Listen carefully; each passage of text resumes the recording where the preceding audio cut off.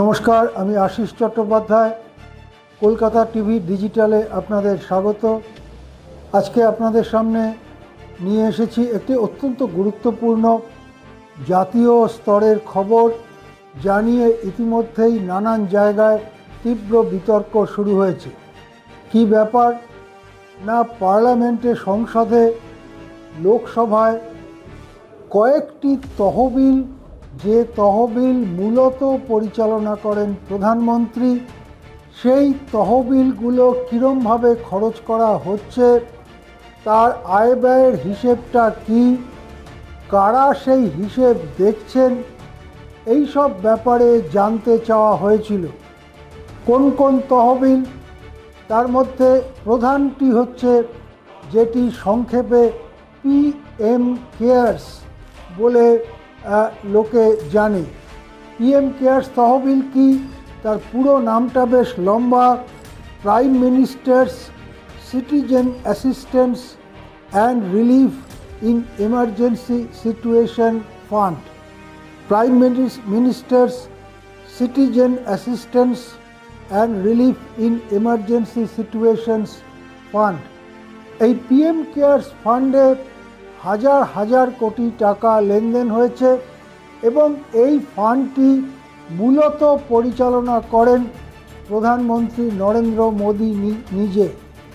এই ফান্ডে 2022-23 সালের পরে আর কোনো ফান্ডে কি টাকা আছে বা কি খরচ হয়েছে আর কোনো খবর দেওয়া হয়নি। এই তহবিলের ওয়েবসাইট থেকে 2022-23 সালের যে হিসেব পাওয়া যাচ্ছে, তাতে দেখা যাচ্ছে সেই সময় 6,284 কোটি টাকা এই পিএম কেয়ার্স ফান্ডে ছিল। এই ফান্ড যেহেতু প্রধানমন্ত্রীর দ্বারা পরিচালিত হয়, তাই লোকসভায় এটার সম্পর্কে জানতে চাওয়া হয়েছিল। আরও দুটি ফান্ড, সেটার সম্পর্কেও প্রশ্ন করা হয়েছিল। সেই দুটি ফান্ড কি? দ্বিতীয় যে তহবিলটা সম্পর্কে প্রশ্ন তোলা হয়েছে, সেটিকে সংক্ষেপে পিএমএনআরএফ বলা হয়। পুরো নামটা হচ্ছে prime ministers national relief fund.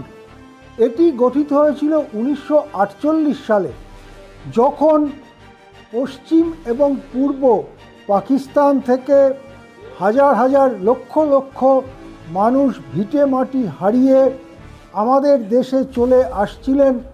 তাদেরকে সাহায্য করবার জন্য, তাদের পাশে দাঁড়াবার জন্য প্রধানমন্ত্রী জওয়াহরলাল নেহেরুর নেতৃত্বে এই তহবিলটি গঠিত হয়েছিল। পরবর্তীকালে যখন সেই প্রয়োজন আর থাকলো না, তখন এই তহবিলটি পিএমএনআরএফ এর টাকা পয়সা থেকে মূলত প্রাকৃতিক দুর্যোগে ক্ষতিগ্রস্ত মানুষদের ত্রাণ ও সহায়তা দেবার জন্য খরচা করা হয়। সুতরাং পিএমএনআরএফ আজকেও রয়েছে, সেটিও প্রধানমন্ত্রীর পরিচালনাতেই চলে। সেখানেও বহু টাকা জমা পড়ে প্রতি বছর এবং এটি এখন প্রাকৃতিক দুর্যোগের ত্রাণে ব্যবহার করা হয়। তৃতীয় যে ফান্ডটির কথা জানতে চাওয়া হয়েছিল, সেটাকে বলা হয় national defence fund. National defence fund, এখানে যে টাকা পয়সা জমা পড়ে, সেটা সেনা এবং আধা সেনা বাহিনীর সদস্যদের নানা প্রয়োজনে, সহায়তায়, ত্রাণে ব্যবহার করা হয়। এই তিনটি তহবিল সম্পর্কে যখন লোকসভায় জানতে চাওয়া হয়, তখন পিএমও অর্থাৎ প্রাইম মিনিস্টার্স অফিস থেকে আপত্তি জানানো হয়। আপত্তির কারণ কি?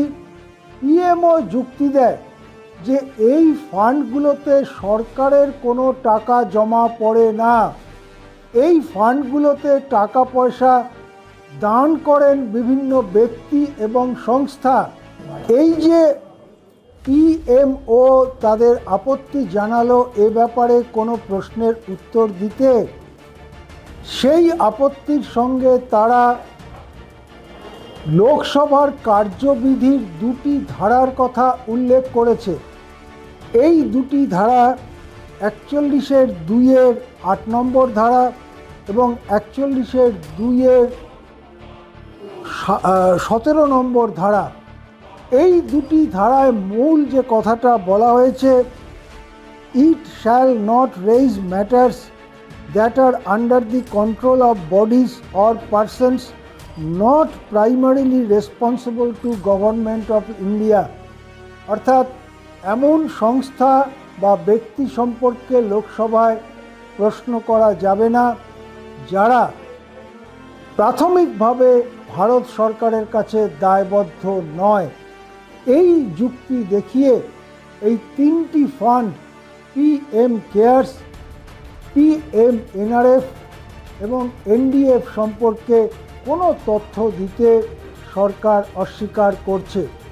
এখন প্রশ্ন উঠছে যে যদি প্রধানমন্ত্রী নিজে কোনো তহবিল চালান, সে তহবিলে দান আসতে পারে ব্যক্তি এবং কোম্পানিগুলোর থেকে।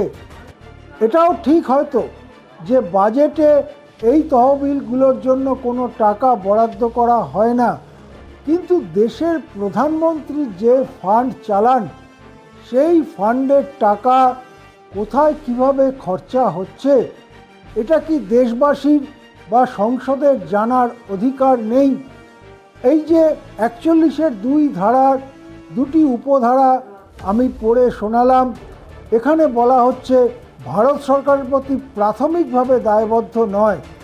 তাহলে প্রধানমন্ত্রীও কি ভারত সরকার তথা ভারতের কাছে প্রাথমিকভাবে দায়বদ্ধ নয়? কেন এড়ানো হচ্ছে? কি প্রবলেম? কেন জানানো যাচ্ছে না পিএম কেয়ার্সের টাকা কোথায় যাচ্ছে? কেন জানানো যাচ্ছে না অপর দুটি তহবিলের টাকা কোথায় যাচ্ছে? এই প্রশ্ন কিন্তু আজকের ভারতে উত্তাল হয়ে উঠেছে। এখন এ পর্যন্তই। দেখতে থাকুন কলকাতা টিভি ডিজিটাল।